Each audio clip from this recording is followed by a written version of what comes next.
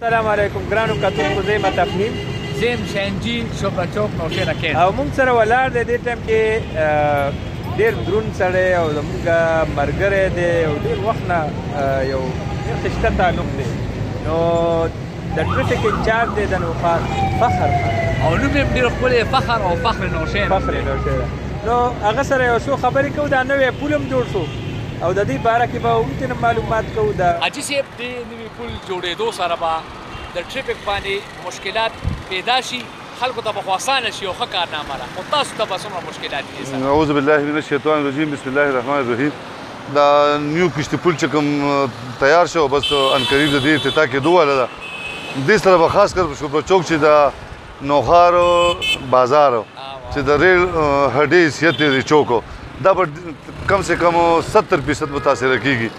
چونکه اوس په دې ټایم کې چې کوم موجوده ټریفک دی په دې کې موږ 3 اشارې چلو او دې سره صرف یو روډ متاثره کیږي که دا چې کلوشي بیا به دا سلو روډ متاثره کیږي او په دې باندې به ډېر زیات جمینګ جوړیږي نو په دې کې موږ افسرانو سره هڅو کتابت کړی دي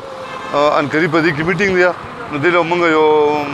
داسې جامع عمل جوړو چې خلکو ته تکلیف هم نه او روډ باندې رکاوټ را نشي لګاړو چې دا چې په دې باندې غټ ګاډي زی کبانه زی نه په دې باندې غټو خو زیات بالکل نشته دی چې موټر سایکل شو رکشا شو موټر شو او د پلان کوچ متعلق په چدي نو هغه هم د افسرانو نو تاسو کو چې دا موږ را پریدو یا را پریدو د دې متعلق لا فیصله نه شوی نه بیا موږ چې دې باقاعده پاوند کوو او دې لپاره باقاعده موږ دوه روډونو طرف ته مردان روډ باندې مو او دې طرف ته مو باقاعده بوډو لګو گاډو والته چې په دې روډ باندې دا قسمه ګاډي اویلیبل دي د دې شوبرا چوک دا خلک چې راځي دا په داسې باندې کې ډایرکټ په بلاسه راځي نو کوشش وکړو چې دا موږ ایسی چوک ته واړو ایسی چوک کدا موږ ایسی چوک ته ناړو موږ ته بیا دا چوک مکمل جمینګي نو په دې کې جوړ بس باندې ډیسپټ کوارټر سے ګلشیر خان سره میټینګ دی نو چې هغه بیا څنګه وکړو کې ما سي وکړو ټریفک پلان مولا جوړ ټریفک پلان ولا د جوړ په باندې ان شاء الله موږ ټریفک پلان جوړو او یکم مخکې ودا موږ هاي کو دلی چې راوړو به تاسو دی دا دکان به مغورځيږي دا خو کنټرولمنت والا نوښار د پاره یو پروګرام جوړ کړی دی او چې ګلان پروسس دی یګ دا ډم شامل ده دا ډم پکې بار کیږي چې هغه ډیر وخت خبرې دي او چې اوس موجوده وخت رش ډیر زیات په نوښار کې نو د دې لپاره موږ دا پروګرام کوو چې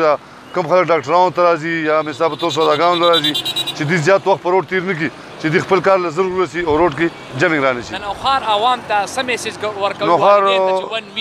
د نوښار عوام ته موږ بار په سوشل میډیا باندې او په الکترونیک میډیا باندې ویلي دي په پبلیټو مته ویلي دي چې مهرباني وکړئ د ماشومانو ته موټر سایکل مور کوي نن ډي پی او صاحب زموږ کاشف صاحب نن موږ غوښتو ست هدایت کړی د سبا موږ د ون ویلینګ د کمسنو کمپین شروع کوو تر 15 مارچ پورې جی سر کمپین شروع کو دا به سبا چې دین رسالبو تانه مې ته موږ ناکبندي کوو موږ سره به پی آی والے میا کمسن ډرایوران بلا لایسنس ډرایوران او هغه سره چې دین بلا نمبر موټر سایکل او اکالی شیشو والا ډیره مهرباني